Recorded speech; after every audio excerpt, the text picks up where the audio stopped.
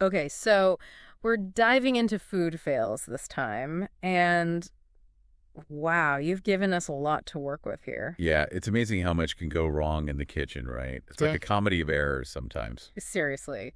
Collapsing cakes, exploding pressure cookers, even like those well-intentioned, eco-friendly cooking attempts that just go totally sideways. It's a universal experience, I think. It really is. And I think that's what makes these food fails so relatable.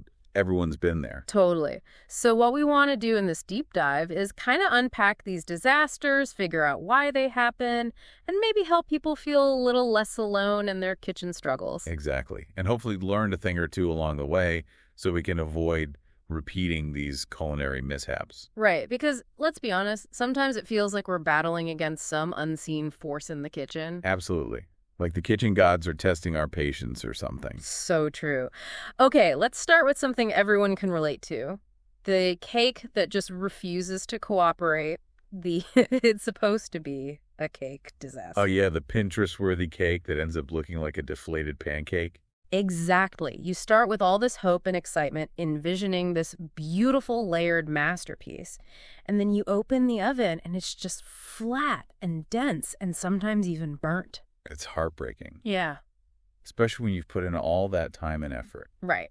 And then comes the frosting phase, where you're basically trying to perform cake surgery with like a spatula and a mountain of frosting, hoping to somehow salvage the situation. Oh yeah, the frosting is camouflage technique. We've all been there. And then comes the worst part, serving it to people and trying to pretend everything's fine while they're giving you those polite but clearly skeptical looks. And that dreaded question, did you forget to bake it?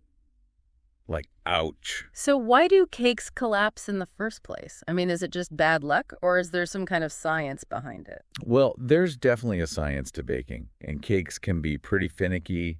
There are a lot of factors that can contribute to a collapse. Like, Well, one common culprit is insufficient gluten development. Gluten is what gives cakes their structure. So if you don't mix the batter enough or use the wrong type of flour, you might end up with a cake that's too delicate and can't hold its shape. so that's why it's so important to follow the recipe carefully. Exactly. And another thing that can cause cakes to collapse is an imbalance of wet and dry ingredients. Too much liquid can make the batter too runny and prevent it from rising properly. That makes sense. And then there's the leavening agent. Baking soda and baking powder are what make cakes rise. So if they're old or you don't use the right amount, the cake might not rise enough or might rise too quickly and then collapse in the center. Okay, so it sounds like there's a lot that can go wrong with cakes. There is, but that's also what makes baking so rewarding when you get it right. Okay, so let's move on to another common kitchen fail. Yeah. The why did I try that moment when Yeah. you overestimate your culinary skills and attempt something way too ambitious. Oh, yeah, like when you decide to make homemade pasta from scratch after watching one too many cooking shows. Totally. Yeah. Or when you try to flambe something and almost set your kitchen on fire. Exactly. I think we've all been there at some point, seduced by the allure of fancy cooking techniques. So what is it about those cooking shows and online videos that make us think we can suddenly become master chefs? Well, I think it's partly the editing. They make everything look so quick and easy. They condense like hours of work into a few minutes so you don't see all the behind-the-scenes struggles. Right, and they always have those perfectly lit kitchens and all the right tools and ingredients. Exactly. It's all very stylized and aspirational, Hmm. which can make us feel like we should be able to achieve the same results in our own kitchens. But then reality sets in, right? Oh, yeah. You start working with the dough, and it's like wrestling with a sticky monster. It's either too dry or too wet or just sticks to everything. Ugh, I hate when that happens. And then there's the pasta machine, which is supposed to make life easier, but somehow ends up being more trouble than it's worth. Oh, yeah. I've had my fair share of pasta machine battles. Dough getting stuck rollers. Not turning properly. It's like a mechanical nightmare. And don't even get me started on flambeing. The idea of creating a dramatic burst of flames over your food sounds so cool, but the execution is often a lot less glamorous. Yeah, one wrong move, and you could end up with a kitchen fire. It's definitely a technique that requires a lot of caution and practice. Okay, so let's talk about another classic kitchen fail. the ingredient swap. You know when you accidentally use salt instead of sugar or baking powder instead of baking soda? Oh, yeah, that's a recipe for disaster, especially when it comes to baking where precision is key. You shared this great story about making your signature cookies and accidentally using salt instead of sugar. What happened? So I was baking these cookies that I make all the time, and I was kind of distracted while I was measuring out the ingredients, and I must have grabbed the salt container instead of the sugar container. Oh no, did you realize it right away? Not at first. Mm. The dough looked fine, and it even smelled pretty good while it was baking. Ah, that's cruel. So when did you realize your mistake? Well, when I took the cookies out of the oven, they looked a little off. They were kind of pale, and they didn't spread as much as they usually do. Yeah. But I thought maybe I just baked them a little too long. So you took a bite. I did. And let me tell you, it was not a pleasant experience. The cookies were like salty bricks. They were completely inedible. Oh, that's so funny, but also kind of tragic. It was. And it just goes to show that even the most experienced bakers can make silly mistakes. It's a good reminder to always double check your ingredients. Absolutely. Especially when you're working with something as basic as sugar and salt. Okay, let's move on to another kitchen appliance that can be surprisingly treacherous, the microwave. It seems so simple and foolproof, but we've all had those moments of microwave mayhem. Oh yeah, the microwave can be a ticking time bomb if you're not careful. Like, what kind of mayhem are we talking about? Well, there's the classic exploding egg, which can turn your microwave into a crime scene. Ugh, yes. Why do eggs explode in the microwave anyway? It's all about the pressure. As the egg heats up, the water inside turns to steam. And if the steam can't escape fast enough, it builds up pressure and eventually explodes. So it's like a tiny pressure cooker. Exactly. Yeah. And it's not just eggs that can cause problems in the microwave.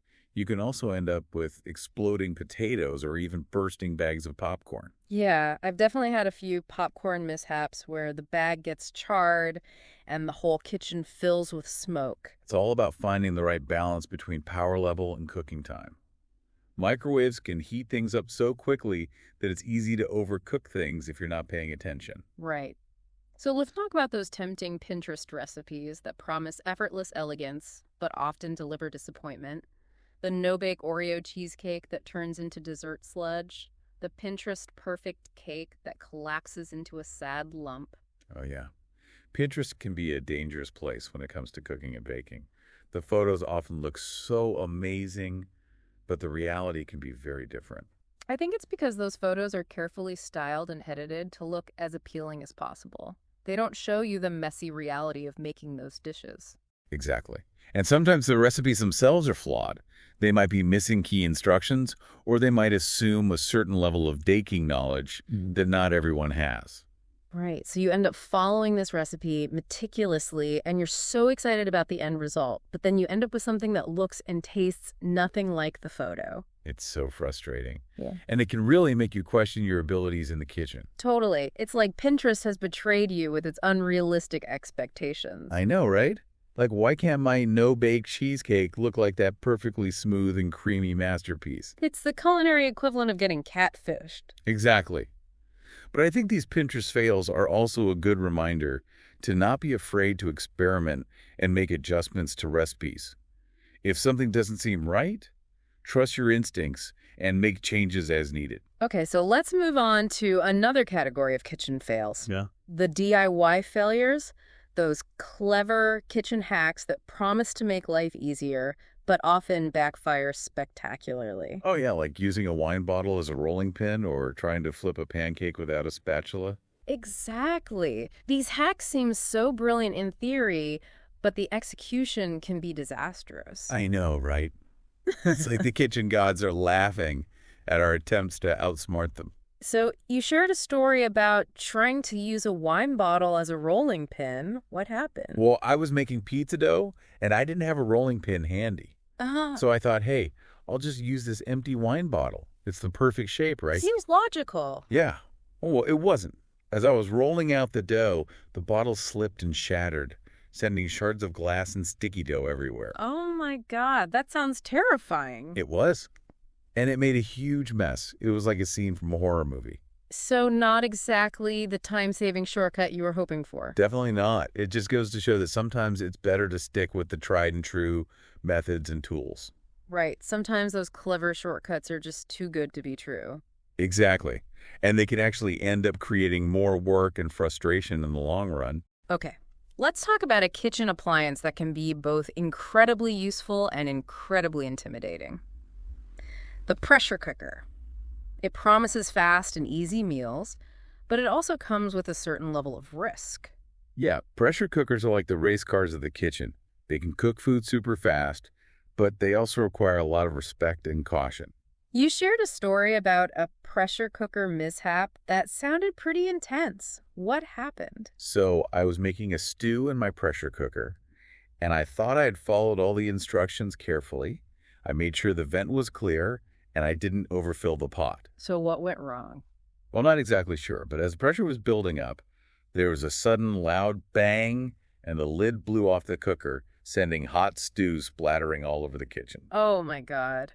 That sounds terrifying. Were you okay? Yeah, I was fine. Luckily, I wasn't standing right in front of it when it exploded, but it was a huge mess, and it scared the heck out of me. I can imagine. So what do you think caused it to explode? Well, it could have been a faulty seal on the lid, or maybe the pressure release valve got clogged. Somehow the pressure built up too high, and the cooker couldn't contain it. That's scary. It makes you realize that even when you think you're doing everything right, things can still go wrong. It definitely does. It's a good reminder to always treat pressure cookers with respect and to make sure you understand how they work before using them. Okay, let's shift gears a bit and talk about those moments when you follow a recipe to the letter, but it still doesn't work out. The overcooked chicken that's dry as the Sahara, the soggy pasta that resembles wallpaper paste, the burnt risotto that tastes like glue mixed with ash. Oh, yes. It's so frustrating when you put in all that effort and you end up with a culinary disaster despite following the recipe precisely. What do you think causes these recipe fails? I mean, if you're following the instructions, shouldn't it work? Well, cooking is not an exact science. There are a lot of variables that can affect the outcome of a dish, even if you're using the same ingredients and following the same steps. Like what kind of variables? Well, for one thing, different ovens and stoves can have different heat outputs. So what might take 30 minutes to bake in one oven might take 40 minutes in another. Ah, that makes sense. And then there's the quality and freshness of the ingredients. Even if you buy the same brand of tomatoes, for example, they might have different levels of moisture or acidity depending on when they were harvested.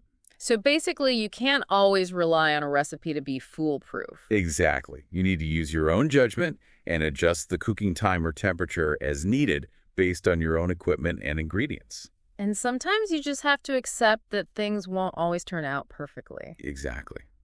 And that's okay. Sometimes the best learning experiences come from our mistakes. Okay, our next kitchen fail is a classic tale of overambition. The 7-course dinner party that goes hilariously wrong. The host has these grand visions of impressing their guests with a culinary extravaganza, but things quickly spiral out of control. Oh, yeah. I've definitely been there trying to juggle multiple dishes and timers and ending up feeling like a contestant on a cooking competition show. What is it about dinner parties that makes us want to go all out? I think it's partly the desire to create a special and memorable experience for our guests. We want to showcase our culinary skills and impress them with our creativity. Right. It's like we're trying to create a restaurant-quality dining experience in our own homes. Exactly.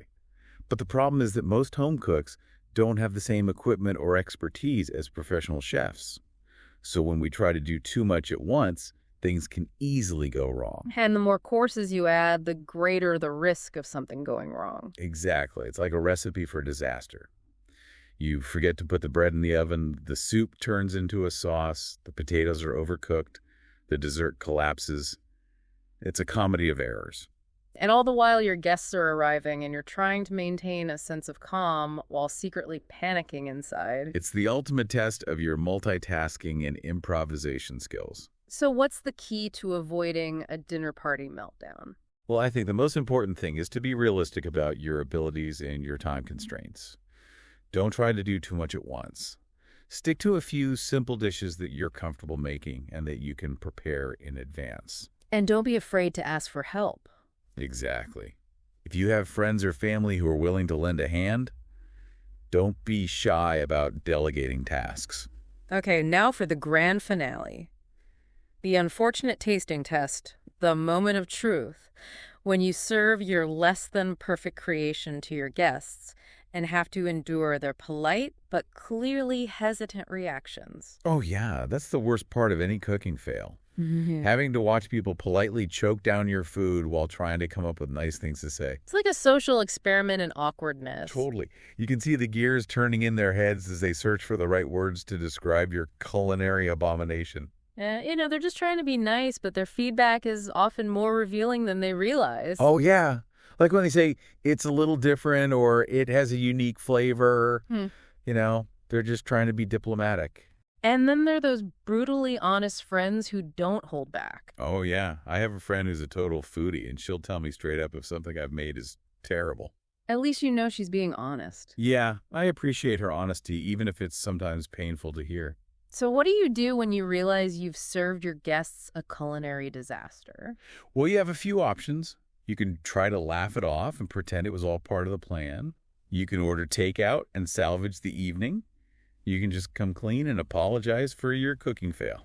Yeah, sometimes the best thing to do is just admit defeat and move on. Exactly. It's not worth stressing over a bad meal. Just learn from your mistakes and try to do better next time. Okay, so we've covered a lot of ground here. We've explored the hilarious and sometimes horrifying world of food fails, from collapsing cakes to exploding pressure cookers to those Pinterest recipes that just don't live up to the hype. And we've learned that these mishaps are a universal experience. They happen to everyone, regardless of skill level or experience. Exactly. So what does this all mean for you, the learner? Hopefully, these tales of kitchen catastrophes have not only provided some amusement, but also a sense of solidarity. You're not alone in your culinary struggles. Here's what I find really interesting. If we look at these common failure points, are there any patterns that emerge? Do certain types of recipes or techniques seem particularly prone to disaster? That's a good question. And maybe by understanding those patterns, we can increase our chances of success in the kitchen. Right. And it's also important to remember that cooking is a journey. It's not about being perfect. It's about experimenting, learning, and having fun along the way. And sometimes those epic fails can be the most memorable and entertaining stories. Absolutely. So embrace your inner culinary rebel. Don't be afraid to make mistakes and keep on cooking. And hey, maybe keep a fire extinguisher handy just in case. Exactly. Safety first. So here's a final thought-provoking question for you. Given all the ways that cooking can go wrong, what does that tell us about the true nature of expertise? It's a great question. Maybe true mastery in the kitchen isn't just about avoiding failures, but about knowing how to handle them gracefully and learn from them. That's a great point. Thanks for joining me on this deep dive into the wonderful and wacky world of food fails. It's been a pleasure. And remember, keep on cooking even if it means setting off the smoke alarm every now and then. Until next time, happy cooking, everyone. Bon appétit.